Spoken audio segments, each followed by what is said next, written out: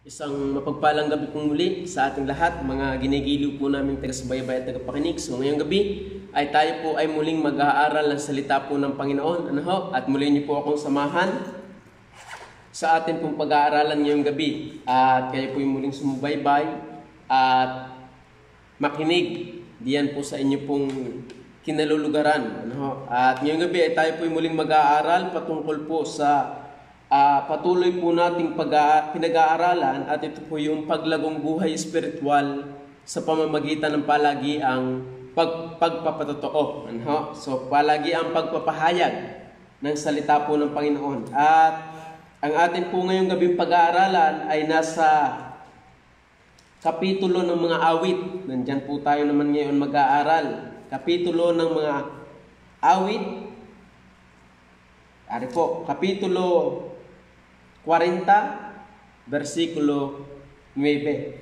Yan po yung ating pag-aaralan ngayong gabi. At tayo po ay muling mag-aral, mga minamahal. Ako po ay inyong pong samahan muli upang tayo po ay muling makapag-aral po ng salita po ng Diyos. At muli po kayong sumubaybay diyan sa inyong pong kinalulugaran upang tayo po ay muling mabigyan ng Diyos ng kalaman at mapaalalahanan na bakit mahalaga ang palagi ang pagpapatotoo. Yan po yung ating pag-aaralan ngayong gabi. At babasahin ko po itong kapitulo 40, versikulo 9 ng Psalms. Sabi po dito, sa wikang Tagalog, sabi po ng talata, "Ako'y nagpahayag ng mabuting balita ng katwiran sa dakilang kapisanan. Narito, hindi ko pipigilin ang aking mga labi, o Panginoon, iyong nalalaman." So yun po yung maganda nating dapat gawin. Ang sabi po ng talata, sabi po rito, "Ako'y nagpahayag ng mabuting balita." So yun po yung maganda. Alam niyo po, ang ating pong daladala ay mabuting balita. Tayo pong mga nanampalataya sa Panginoong Jesus, ang atin pong daladala ay hindi pong masamang balita.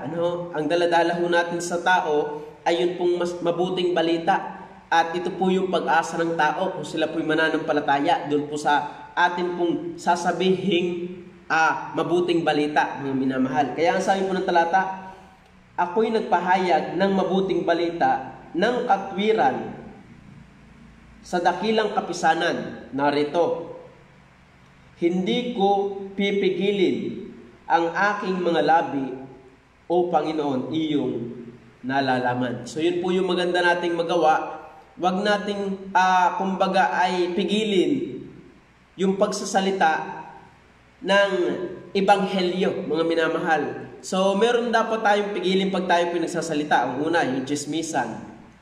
Yan ang dapat nating pigilin ng ating bibig. So pangalawa, yung pagsasalita ng hindi maganda, nakakasakit sa kapwa, yung mga panglalait, pagmumura. Yan dapat ay kumbaga medyo, at kung maaari ay wag nawang lumabas, wag nawang masambit sa ating bibig. Pero yung pagpapahayag ng mabuting balita ay dapat yun po yung walang pigil.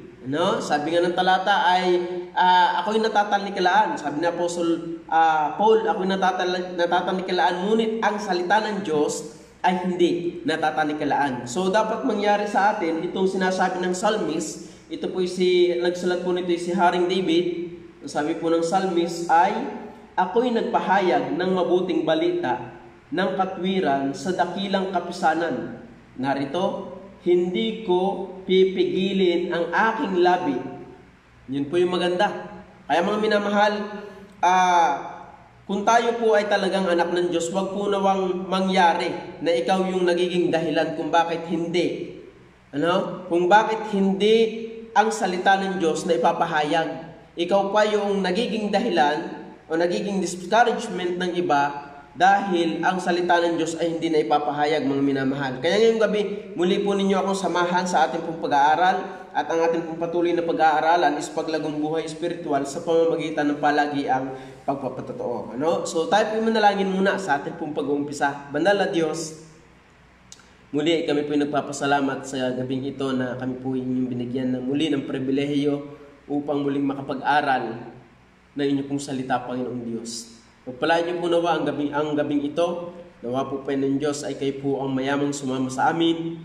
Banal Espiritu, kayo po ang mayamang magpaunawa sa bawat makikinig.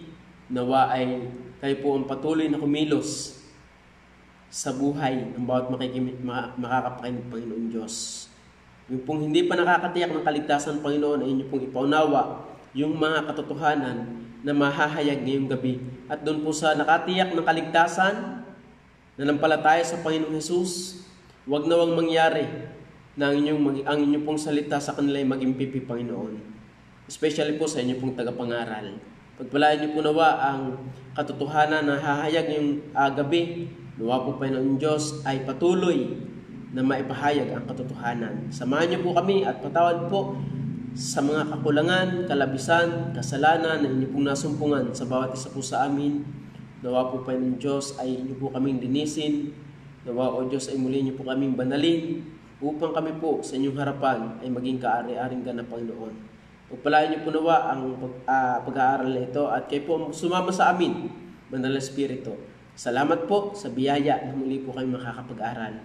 At kayo po ang patuloy na sumama sa amin, Panginoon. Ang gawain po ito ay inaangkin po namin ng katagumpayan sa matamis na pangalan ng bugtong na anak ng Panginoong Hesus.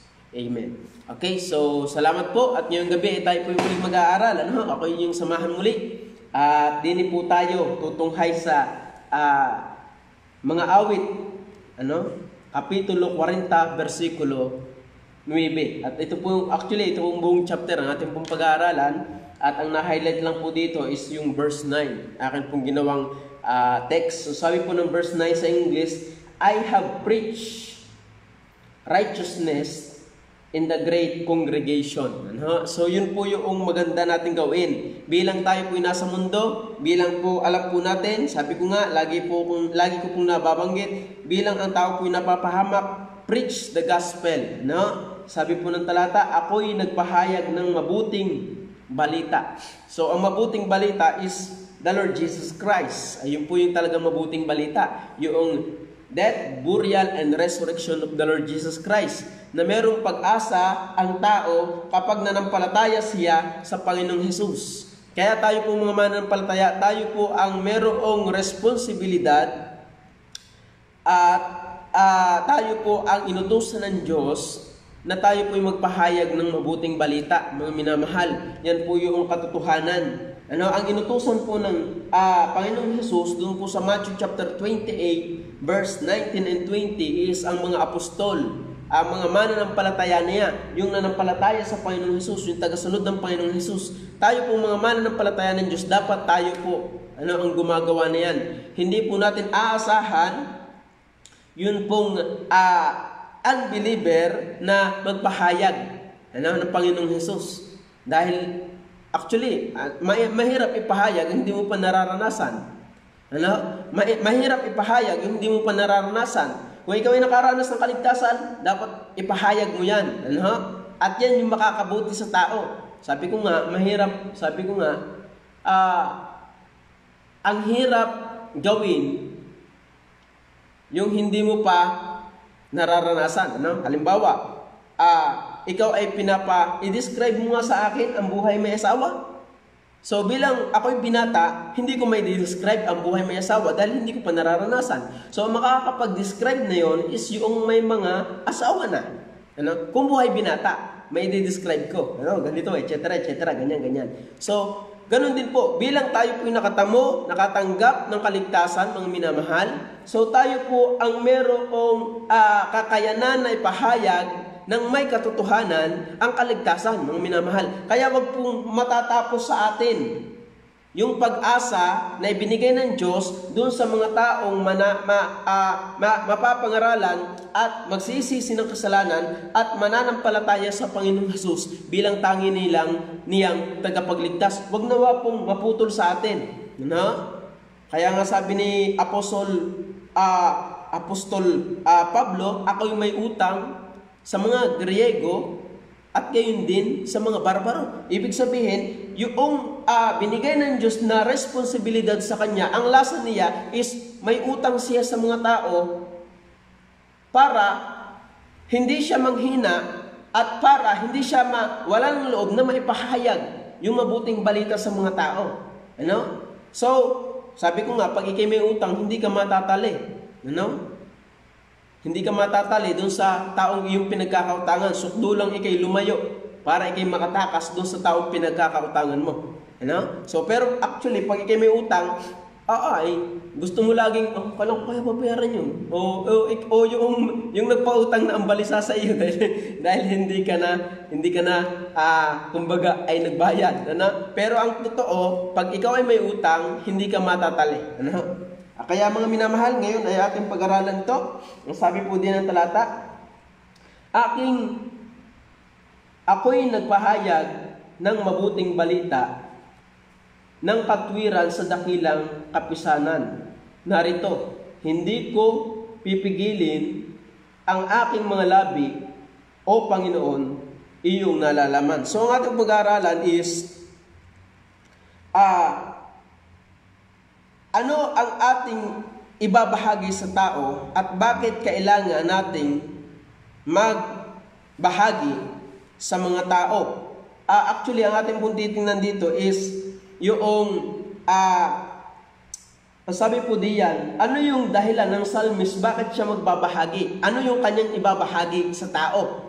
Ano? So titingnan po natin yung mga ilang katotohanan din sa chapter 40 ng mga awit, kung ano yung katotohanan na dapat nating ipahayag at dapat malaman ng tao na katotohanan patungkol sa Diyos. Ano? So yan po yung ating pong pag-aaralan. So ngayong gabi, ang sabi po ng verse 5, akin muna kong babasahin. Marami, o Panginoon, kung Diyos, sabi po ng talata, marami, o Panginoon, kung Diyos, ang mga kagilagilas na mga gawa ng iyong ginawa. At ang iyong mga pag-iisip sa amin, hindi malalagay na maayos sa harap mo. Kung ako'y magpahayag at sasalitain ko sila'y higit kaysa mabibilang. So, sabi po ng talata, marami, o Panginoon kong Diyos, ang mga kagilagilalas na mga gawa ng iyong ginawa at ang iyong mga pag-iisip sa amin. Hindi malalagay na maayos sa harap mo kung ako'y magpahayag at salitain ko sila'y higit kaysa mabibilang. Anong ating pong makikitang unang katotohanan na dapat nating ibahagi sa mga tao? Ito po yung the glorious work of God. Ano? Glorious work of God. Alam niyo po, yan po yung ating pong ipapahayag sa mga tao. Dahil kaya, alam niyo po, kaya ang Diyos po ay hindi makita ng tao na kakilakilabot at dakila dahil ng kasalanan. Dahil ang kasalanan, kumbagay, parang pagkulimlim. Ano? Alam niyo pagkulimlim? Diga? Pagkulimlim po, parang walang araw. Diga? Pagkulimlim ay parang walang araw. Pero ang katotohanan, pag kulimlim at umaga, halimbawang kulimlim, meron pong araw. Hindi ka ho? Hindi lang po natin makita ang araw. Bakit? Dahil ng ulap. Yun po. Kaya hindi po natin makita ang araw dahil ng ulap. Alam nyo po, kaya hindi makita ng maganda ng tao ang Diyos dahil ng kasalanan. At ang kasalanan, ang sabi nga ng talata, ang sabi ng Isaiah, akin lang mong babasahin, Isaiah chapter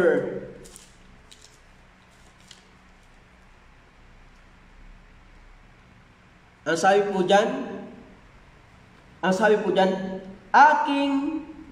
verse 2, sapagkat, ito ba yun? 59, ang sabi po diyan, ang talata, 59, sabi dito, kundi pinapaghiwalay ng inyong mga kasamaan kayo at ang inyong Diyos at ang inyong mga kasalanan ay siyang nagpakubli ng kanyang mukha sa inyo upang siya'y huwag makinig. Nasabi, at ang inyong mga kasalanan ang nagpakubli ng kanyang mukha sa inyo. So kaya pala mga minamahal, maraming tao ay hindi makita ang Diyos na maganda, glorious, admirable, kaya hindi makita heaven worthy, hindi makita ang Diyos, at the same time, yung gawa ng Diyos, sabi nga, yung glorious work of God, sa mga tao, it because of sin. Mga minamahal. So, mga minamahal, kaya ang sabi po ng talata, kaya ang sabi ng talata diyan sa verse 9, ako'y magpapahayag ng mabuting balita ng katwiran. Bakit? Dahil naranasan ng psalmist yung dakilang gawa, yung glorious work ng Diyos sa kanyang buhay. Kaya ito yung isang dahilan na ipapahayag ng psalmist. Kaya pagdating po ng verse 5, marami, O Panginoon kong Diyos, ang mga kagilagilalas. Sabi, many, O Lord my God, are thy wonderful works. Ay tunay na. Alam niyo po, ang isa sa ginawa sa akin ng Diyos, yung kagilagilalas na ginawa ng Diyos sa aking buhay, yung isa, actually napakarami po ng ginawa ng Diyos na dakilang gawa, yung glorious work, admirable work ng Diyos na ginawa sa aking buhay, napakarami pong ginawa ng Diyos sa aking buhay. Isa sa highlight, yung ginawa ng Diyos sa aking buhay is yung kaligtasan na akin pong natamo. Bilang akong makasalanan, inalis niya doon sa buhay na makasalanan, ginawa niyang anak. Kaya nga sabi ng John chapter 1 verse John 1:12, at datapwat ang lahat ng sa kanya nagsitanggap ay pinagkalooban niya sila ng karapatang maging mga anak ng Diyos. Sa makatwid bagay ang nagsisampalataya sa kanyang pangalan. So una, ako'y naligtas. Pandalawa, ako'y naging anak ng Diyos. Yun po ang ilan sa glorious work na ginawa ng Diyos sa aking buhay.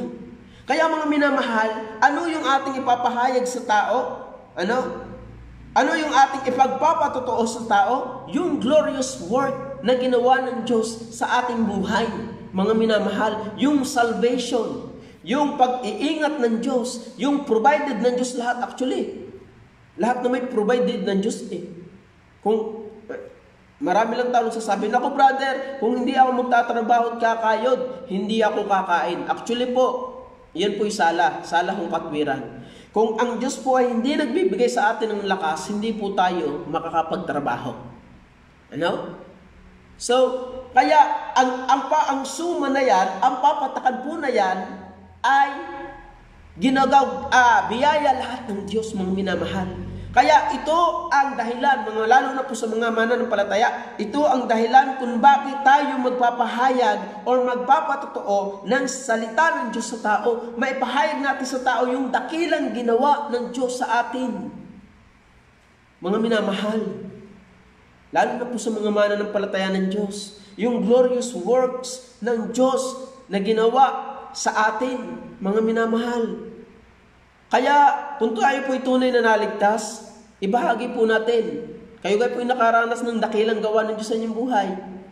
Actually po, kahit sa hindi mananampalataya, kahit doon sa hindi mga mananampalataya, ang Diyos po'y may dakilang gawa pa rin sa inyo. Yung buhay ninyo na nagsusustain pa rin hanggang ngayon. Yan po'y glorious work ng Diyos, yung dakilang gawa ng Diyos, yung admirable na wording gawa ng Diyos sa ating buhay. Bakit hindi makita ng tao? Because of sin. Kaya kinakailangan tayo mga mananampalataya ng Diyos, maipahayag sa tao yung dakilang gawa ng Diyos sa ating buhay upang makita nila yung Diyos na maganda. Ipahayag natin ang tao ay makasalanan. At ang tao, pag hindi nagsisi ng kanyang kasalanan, pupunta sa impyerno. May parusa ang Diyos. Sabi nga ng Revelation 21 verse 8, ngunit sa mga duwag at sa hindi mananampalataya, take note, kung yun ay hindi kasama, kung lahat ng tao ay mananampalataya ng Diyos, bakit merong sabi doon, ngunit sa mga duwag at sa hindi mananampalataya? Alam niyo po mga minamahal, hindi po lahat ay anak ng Diyos. Huwag kayong maniniwala sa tagapangaral na nagsasabing tayong lahat ay anak ng Diyos. Hindi po. Dahil kung ang tao ay lahat ay anak ng Diyos, walang korupsyon, walang kasalanan, walang patayang nangyayari. Dahil the fruit of the Holy Spirit is love. So walang patayang mangyayari. Marami nga yung nagpapatayan, magkarelihiyon eh. Di ka ho? Maraming nagpapatayan, magkarelihiyon. Why? Dahil hindi totoo yung lahat ay anak ng Diyos.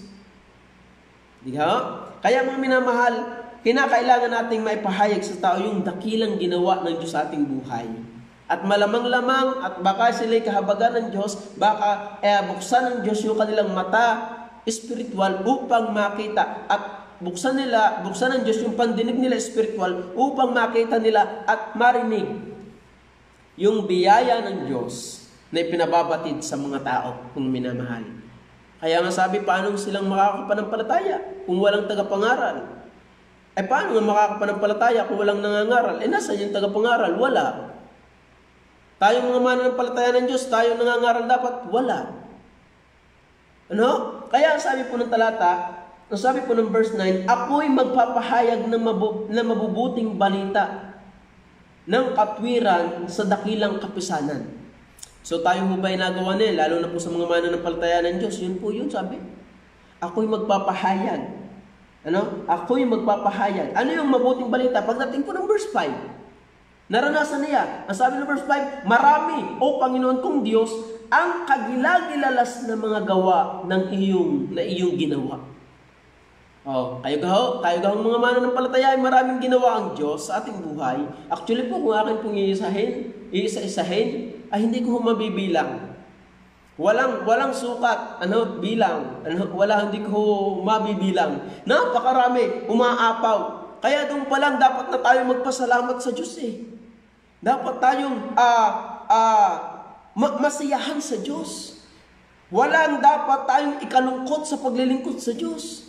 At doon po kaya tayo inuutos ng Diyos na magpahayag ng salita ng Diyos upang tayo po'y lumago sa ating buhay. Pananampalataya. Upang tayo po ay lumago sa ating pong buhay. Pananampalataya. Kaya mga minamahal po naming taga-subaybay, taga-pakinig, ang pag-asa po ninyo ay ang Panginoong Hesus. At actually po, ang Panginoong Hesus po ay napakaraming ginagawang mabuti sa inyo. Hindi nyo lang makita dahil ng kasalanan na itong kasalanan na ito ay nagtataklob, kaya hindi natin makita ang Diyos ng dakila. Kaya hindi natin makita yung mga dakilang gawa ng Diyos sa ating buhay. Tingnan niyo po, pagka ang tao ay wala sa Diyos, puro himutok na lang ang buhay. Lahat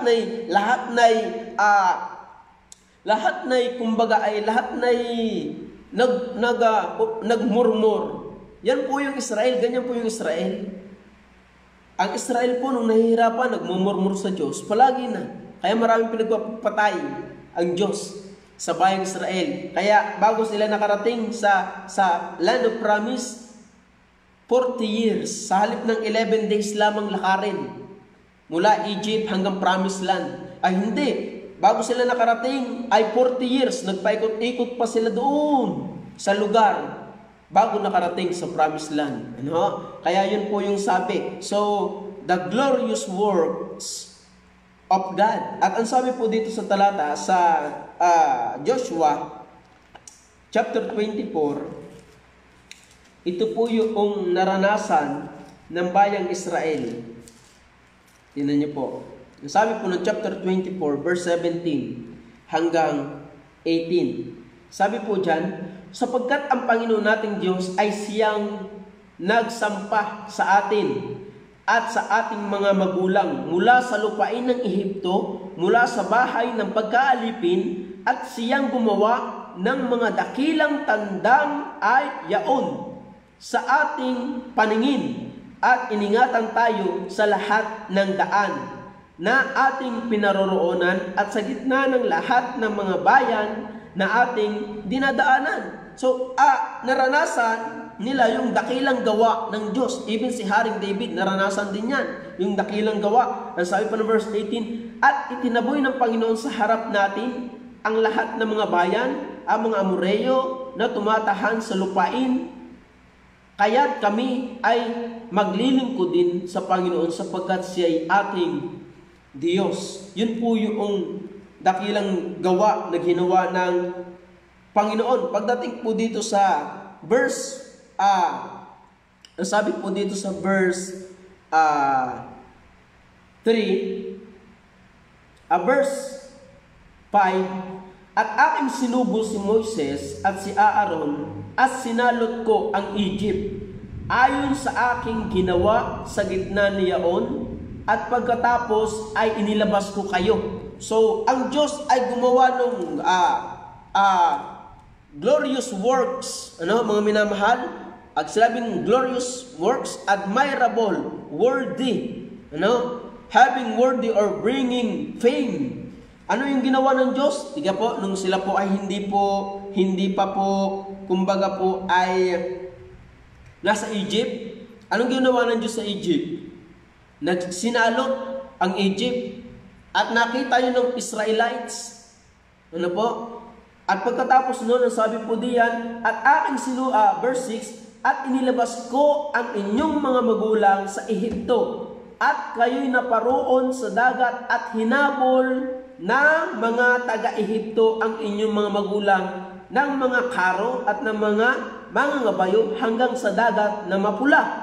At nang sila'y dumaing sa Panginoon, ay nilagyan niya ng kadiliman ang pagitan ninyo at ng mga taga-Ehipto, at itinabon ang dagat sa kanila, at tinakpan sila, at nakita ng inyong mga mata kung ano ang aking ginawa sa Ehipto, at kayo'y tumahan sa ilang na malaon. So, yung dakilang work, yung glorious works na ginawa ng Diyos is yung hinawi ang dagat, yung Red Sea, hinawi. At hinabol sila, maaabutan na, ay naglagay ng kadiliman, at nung sila'y nakasampa na, ibinalik ng Diyos. Yung tubig, sabi ng Diyos, sea, divide two. So, nung nakalis na yung Israel, ibinalik ng Diyos together again. So, sabi na joke lang ho. Yan po yung dakilang gawa na ginawa, yung glorious works of God. At yun po yung ating ipapahayag sa mga tao. Yung dakilang ginawa ng Panginoong Hesukristo doon sa krus ng Kalbaryo, mga minamahal. Ang Diyos na dakila, ang Diyos na walang hanggan, pinapupurihan ng mga anghel, mga minamahal. Siya'y Diyos na lumikha sa atin, nang lumikha ng sanlibutan. Yung Kristo, yung Diyos na yun ay nagkatawang tao, at yung pagkakatawang taong yun ay siya nagpakababa. At yung pagpapakababang niyang yun, siya nagbasuno rin hanggang sa kamatayan. Oo, sa kamatayan, sa krus, siya namatay, inilibing, 3 araw na buhay na magmuli, at umakyat sa langit, lumuklok sa kanan ng Diyos. So yun po yung pag-asa, yung glorious works of God na dapat nating ipahayag sa mga tao, mga minamahal. Kaya mga minamahal, yun po yung dapat ninyong malaman sa mga bisita po namin. Yun po yung dapat ninyong malaman, yung glorious works of God sa atin. Kaya yun po yung dapat nating pong malaman at pahayag, lalo na po sa mga mananampalataya ng Diyos. Yun po yung pag-asa ng mga hindi mananampalataya. Yun po yung ating papahayag. Kaya nga sabi ng verse 8, aking kinalulugurang sundin ang iyong kalooban, O Diyos ko. So, sabi po ng talata, aking kinalulugurang, sabi, I delight to do thy will, O my God. Yea, thy law is within mine heart. Ang sabi po ng talata, aking kinalulugurang sundin ang iyong kalooban, O Diyos ko. Oo, ang iyong kautusan ay nasa loob ng aking puso.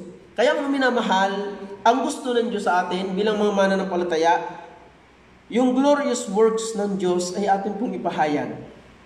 No?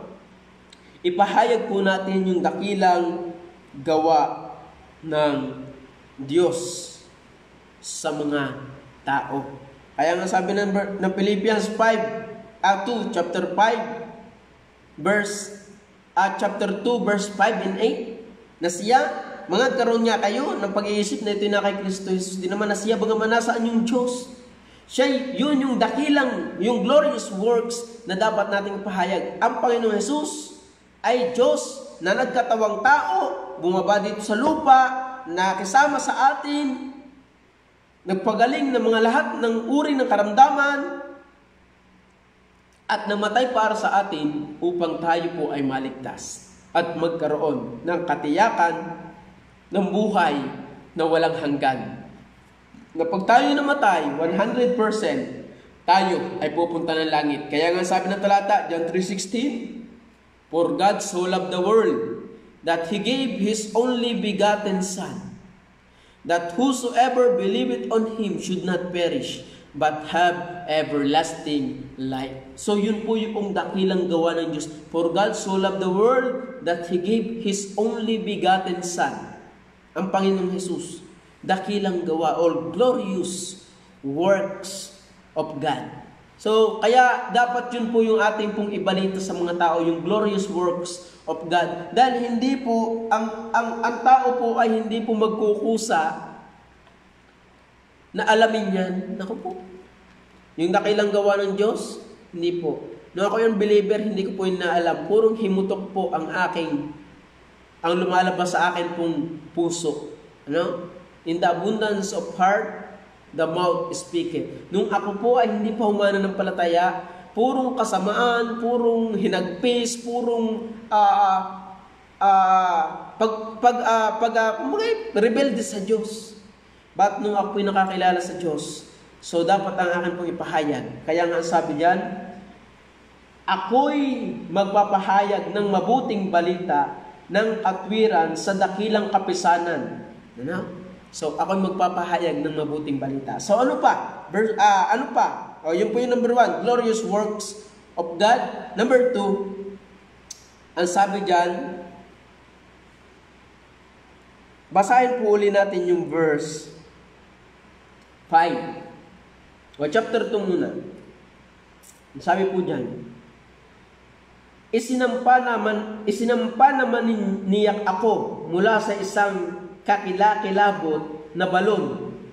Mula sa balahong malagkit at itinuntong niya ang aking mga paa sa isang malaking bato at itinatag ang aking mga paglakad. Pagdating po ng verse 5, sabi, Marami, O Panginoon kong Diyos, ang mga kagilagilalas na mga gawa na iyong ginawa at ang iyong mga pag-iisip sa amin hindi malalagay na maayos sa harap mo kung ako'y magpapahayag at sasalitain sila. Sila'y higit kaysa sa mabibilang. Pagdating po ng verse 17, sabi diyan, Ngunit ako'y dukha at mapagkailangan. Gayon may inalalayan ako ng Panginoon. Ikaw ang aking saklolo at ang aking tagapagligtas. Huwag kang magluwat sa akin. So, pandalwa po nating makikita diyan is yung grace of God. Yung biyaya ng Diyos. Una, yung glorious works of God. Pandalwa, yung grace of God. Yung biyaya ng Diyos. Alam niyo po, isa sa hindi rin makita ng tao ay yung biyaya ng Diyos sa ating mga buhay. Ano? Biyaya, sabi ko nga, biyaya na yung ikimaligtas. Biyaya yung ikay walang sakit. Biyaya yung ikaw ay kumpleto ang iyong parte ng katawan. Biyaya yung ikaw ay nabubuhay pa. Ang daming biyaya na dapat nating makita at ito yung dapat nating ipagpasalamat sa Diyos, mga minamahal. Kaso maraming tao, sabi ko nga sa iyo, puro na lamang himutok. Puro na lamang rebelde. Puro na lamang paglaban sa Diyos. Kaya nga sabi ng talata diyan, verse 9, balik po ulit tayo. Ako'y magpapahayag ng mabuting balita ng katwiran sa dakilang kapisanan. So yung mabuting balita na dinadala niya is yung grace of God. Kayo ba'y nakakaranas ng biyaya ng Diyos? So tayo po, malimit. Actually, araw-araw po, yun na. Pagising natin sa umaga, biyaya ng Diyos na tayo nabuhay pa. Kaya, tayo po mga mananampalataya ng Diyos ay hindi mawawala ng sasabihin sa tao. Ang daming ginawa, ang dami ng Diyos, ang daming biyaya na ibinibigay ng Diyos sa atin upang tayo po ay sumunod at kumbaga po ay manampalataya sa Diyos, mga minamahal. Kaya nga sabi diyan ng talata, verse 17, ngunit ako'y dukha at mapagkailangan, gayon may inalalayan ako ng Panginoon. Yun po yun. Kaya kung tayo po mga minamahal ay sabi ko nga, kung tayo po ay kumbagay parang down na down, tingnan nyo po yung biyaya ng Diyos sa inyong buhay. At sa mga mananampalataya ng Diyos, ang dami po nating ipapahayag. Kaya nga sabi niya, ako'y magpapahayag ng mabuting balita ng katwiran sa dakilang kapisanan. Narito, hindi ko pipigilin ang aking mga labi, o Panginoon, iyong nalalaman. Dapat malaman niya ng tao yung glorious works of God, yung grace of God. Actually po, kahit po unbeliever, tayo po yung magpasalamat sa Diyos. At lalong-lalo na po yung believer, na nakaranas ng literal na biyaya ng Diyos na kaligtasan. At dapat po nating ipahayag yan sa mga tao, mga minamahal. Yun pong glorious works of God, yung grace of God. Alam niyo po, ang daming biyaya ng Diyos, ang daming pagpapala ng Diyos. Hindi niyo lang binibigyan ng kumbaga po ay hindi niyo lang pinapansin. Sabi nga, count your blessing, name them one by one. At pag nabilang mo yun, sasaya ka. Wag yung puro problema, yung blessing ng Diyos. Pagising mo sa umaga, blessing na yan, biyaya na yan. Yung grace, yung biyaya ng Diyos. Biyaya na po yan. Yung wala kayong sakit, actually po lalo na po ngayon, napakahirap pong magkasakit. Biruin niyo po, meron po kaming kasamahan, yung kanya pong magulang ay nagkasakit. Dadali sa ospital, iswaswab test, mga minamahal, 8,000. Talaga namang ang ospital ay pag dinala kay patay. Kaya biyaya po na, ang dami pong biyaya ng Diyos. At yun po, mga minamahal, yung grace ng Diyos, yung biyayang lalo na po yung biyayang kaligtasan. Yun po yung atin pong ipapahayag. Bakit biyaya yung kaligtasan? Yun po yung libre. Pag sinabi yung biyaya, ito po ay bigay ng Diyos. Hindi na ho natin paghihirapan. Yung kaligtasan po, yun po yung biyaya ng Diyos. Yun po'y bigay ng Diyos. Yun po'y libre. Hindi mo na kailangan paghirapan. Hindi mo na kailangan gumawa ng mabuti para ikay maligtas. Hindi na yun kailangan sa iyong performance. Ang gawin mo lamang ay magmakaawa ka sa Diyos at manampalataya ka sa Panginoong Jesus bilang tanging mong tagapagligtas. Magmakaawa ka sa Diyos. Magsisi ka ng iyong kasalanan. So yung kaligtasan po'y libre. Sa mga taong magsisisi ng kasalanan at mananampalataya sa Panginoong Jesus, lalo na po sa mga bisita po naming taga-subaybay at tagapakinig, hindi po relihiyon ang kaligtasan. Hindi po paggawa ng mabuti ang kaligtasan. Hindi po pagsunod sa 10 utos ng kaligtasan. Ang kaligtasan ay pananampalataya sa Panginoong Jesus at yun po'y biyaya. Ang kaligtasan po'y biyaya. Biyaya po yun. kung tayo po'y kahahabagan at bibigyan ng Diyos ng pagpapala ng kaligtasan. Ano? Yung grace of God, yun po yung dapat natin makita, mga minamahal. Yung pagpapala ng Diyos na ibinibigay sa bawat mananampalataya sa Panginoong Hesus bilang tangi niyang tagapagligtas. At yun po yung kinakailangan nating i-share sa mga taong napapahamak. Alam niyo po, kayo po ay mapapahamak. Ano? Sabi ko nga, ang tunay yung kaibigan ay yung kaya kang sawayin sa mali mong ginagawa. So, ang tunay na mga ngangaral, bagaman masakit mangaral, ay sinasabi yung katotohanan. Ano? Mahirap yung mga ngaral na hinahaplos ka. Ano? Mahirap yung mga ngaral na ikaw ay hinihele-hele, na ikinabubuhay na sa kasalanan. Mga minamahal po namin bisita, tayo po yung makasalanan at kinakailangan po natin magsisi ng kasalanan at manampalataya sa Panginoong Hesus bilang tangi po nating tagapagligtas. At kapag hindi po tayo nagsisi ng ating kasalanan at manampalataya sa Panginoong Hesus, masakit man hong sabihin, pag kayo po'y namatay, kayo po'y pupunta ng impyerno. Yan po yung katotohanan. Kaya po amin pong ipinapahayag dito ngayon, yung biyaya ng Diyos na pag ikaw ay nagsisi ng kasalanan at manampalataya ka sa Panginoong Hesus, tiyak yung buhay na walang hanggan na pangako ng Diyos sa bawat sumasampalataya. Ang sabi ng John 3:36, ang sabi po doon, ang sumampalataya sa anak ay may buhay na walang hanggan. Yun po.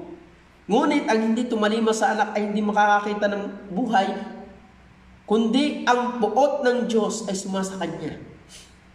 Yun po. Kaya mga minamahal po namin taga-subaybay, taga-pakinig, ang Diyos po ay galit sa kasalanan. Ngunit, ang Diyos po ay may biyaya doon sa mga taong magsisisi ng kanyang kasalanan at mananampalataya sa Panginoong Hesus bilang tanging Diyos at tagapagligtas ng kanyang buhay. Kaya mga minamahal po namin taga-subaybay, taga-pakinig, ang panawagan po ng Diyos, magsisi ng kasalanan, manampalataya sa Panginoong Hesus at matatanggap mo yung biyaya, yung grace of God na ibinibigay, yung biyaya ng Diyos na ibinibigay doon sa mga tao na magsisisi ng kasalanan at mananampalataya sa Panginoong Hesus. So, sabi nga ng Isaiah 57, kung ako hindi nagkakamali, ang sabi po ng Isaiah 55, verse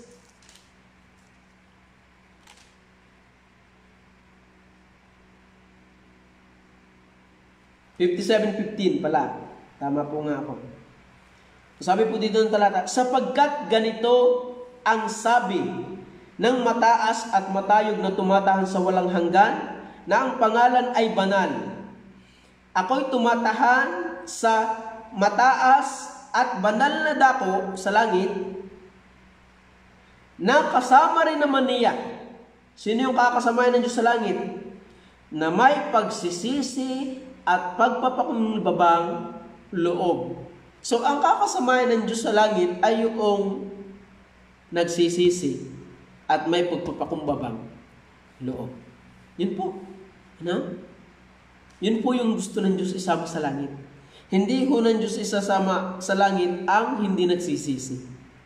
So, sabi po diyan, ang kasama ng Diyos sa langit ay yung may pagsisisi at may pagpapakumbabang loob.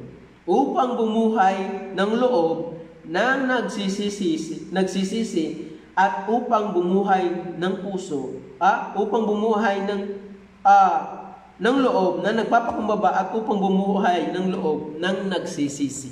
Yun po yung sabi ng Bible. Kaya po sa amin pong mga manonood, ang panawagan po ng Diyos, kung gusto mong makatanggap ng biyaya, yung grace ng Diyos, repent and believe to the Lord Jesus Christ as your Savior, mga minamahal. Kaya yun po yung sabi ng talata. Yan po ang sabi ng talata. Number 3, na puntos po natin. Balik po tayo sa Psalms chapter 40. Ang sabi po ng talata sa verse 2. Isinampa naman niya ako mula sa isang kakilakilabot na balon. He brought me up also out of the horrible pit, out of the miry clay, and set my feet upon the rock, and established my going. Ano po yung makikita natin diyan? Sabi, establish my going. Ano sabi yan? At itinatag ang aking mga paglakad. Pagdating po sa una, isinampa naman niya ako. So makikita po natin diyan is yung guidance of God. Siguro naman po lahat tayo ay nakakaranas. Sino po dito ang hindi magsasabi na hindi siya nakakaranas ng guidance ng Diyos? Ng gabay ng Diyos. Lahat po tayo nakakaranas niyan. Biruin niyo po, kayo po ay iniingatan pag kayo po ay laging paalis. Alam niyo po, ang buhay po ay hindi ho yan ordinaryong bagay. Yung buhay, hindi po yan ordinaryong bagay. Hindi po yan. Biruin niyo po.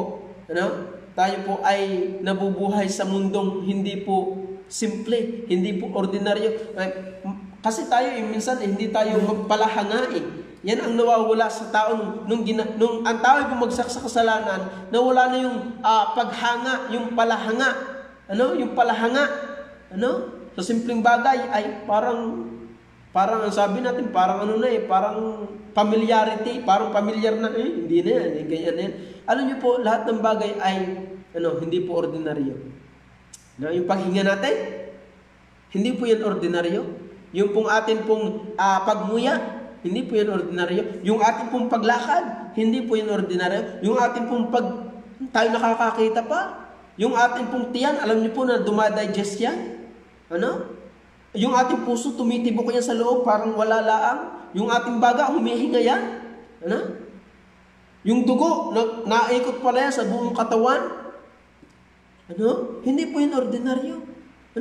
But still, ang Diyos ay gumagabay pa rin sa atin. Yung palang pagsakay natin sa sasakyan, kayo ba'y nagtatanong, mamang driver, ako ba ay inyong may dadala ng ayos doon sa aking patutunguhan? Hindi, basta na kayo sumasakay. Alam niyo po, ang Diyos ang nag-iingat nun. Ang daming paggabay ng Diyos na ating nararanasan, and yet still hindi po natin napapansin because of sin. Kaya sabi po ng talata dyan, verse 17, ngunit ako'y dukha at mapagkailangan, gayon may inalalayan ako ng Panginoon. Dapat yun po yung ating ramdam. Tayo dukha at mapagkailangan. Gayon may ang Diyos ang umaalalay sa akin. Ranas na ranas ko po yan. Nung kami po ay babago pa ako nagdadrive, alam niyo po, pag ranas na ranas ko po yan, ay di ako takbo. Ikot akong Taysan, kakao ng bisita. Mamamalayan ko na lang na yung jeep ay butas ang clutch. Nandini na kami. Nakaparada na kami diyan sa may tapat ng simbahan sa baba. Nakaparada na kami. Tagas ang clutch. Isip ko talaga napakabuti ng Diyos. Paano kung kami ay nasa kalagitnaan pa lang ng San Isidro, tumirik na ang jeep, patay na. Hindi nakarating ang bisita. Ranas na ranas ko po yun. Ang daming biyaya ng Diyos o ang daming paggabay ng Diyos na gumagabay ang Diyos sa amin. Iniingatan kami ng Diyos. At alam niyo po sa mga bisita po namin, kayo po iniingatan din ng Diyos.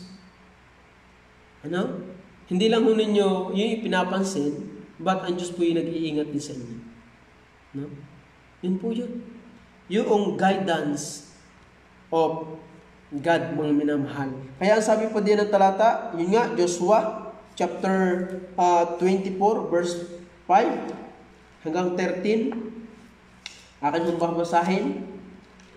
Sabi po dyan, Joshua, Judges, Ruth, yan. Ito po, sabi Joshua chapter 24 verse 5 hanggang 13.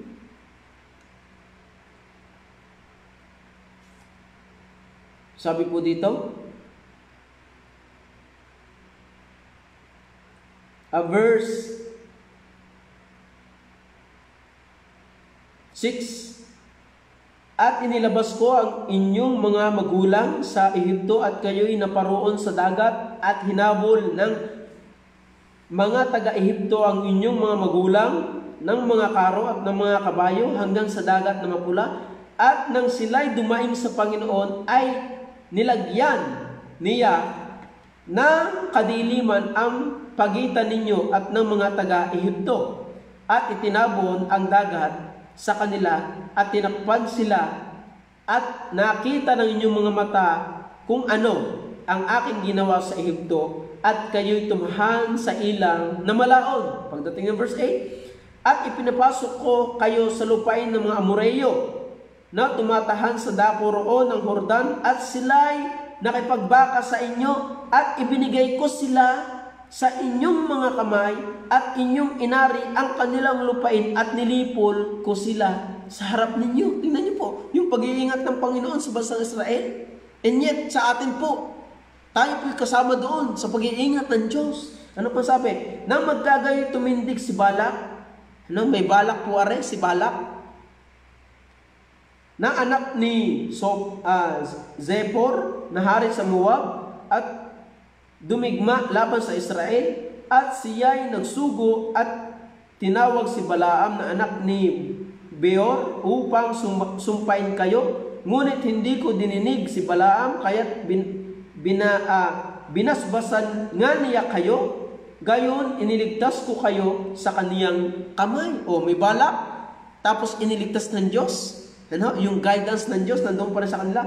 At ako'y tumawag, at kayo'y tumawid sa Jordan at dumating sa Jericho, at ang mga tao sa Jericho ay nakipaglaban sa inyo, ang mga Amoreyo at ang mga Periseyo at ang mga Kananeo at ang Heteo at ang Gergeseyo, ang Hebeo at ang Jebuseyo, at ibinigay ko sila sa inyong kamay.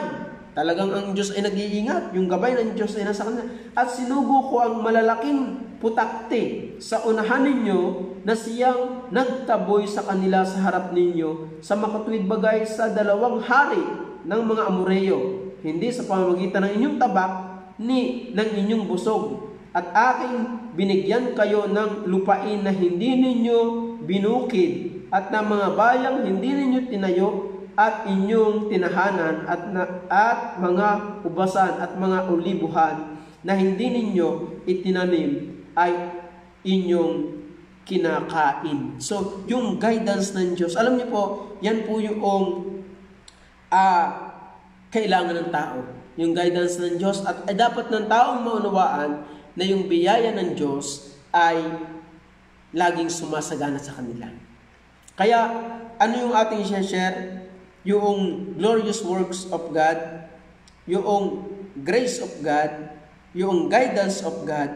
Number 4, yung greatness of God, yung kadakilaan ng Diyos. Nabasa po natin na verse 5. Sabi po, marami, O Panginoon kong Diyos, ang iyong mga kagilagilalas na mga gawa na iyong ginawa at ang iyong mga pag-iisip sa amin.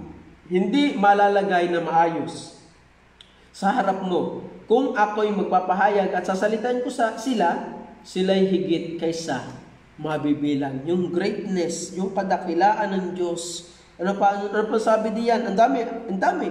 Sa Psalms chapter 66, sabi po doon sa Psalm 66, verse 3, inyong sabihin sa Diyos, napakakakilakilabot ng iyong mga gawa, sa kadakilaan ng iyong kapangyarihan ay magsisisuko ang iyong mga kaaway. Sabi diyan, say unto God, how terrible art thou in thy works, through the greatness of thy power shall thy enemy submit themselves unto thee. Yan po yung sabi. Anong sabi pa ng 71 verse 19? Ang sabi pa po diyan ng 71 verse 19. Ang sabi pa po, thy righteousness, O God, is very high. Who had done great things, O God? Who is like unto thee? Yung greatness of God. Sabi po diyan ng talata, ang iyo ring katuwiran, O Diyos, ay totoong mataas. Ikaw na gumawa ng dakilang mga bagay. O Diyos, sino ang gaya mo?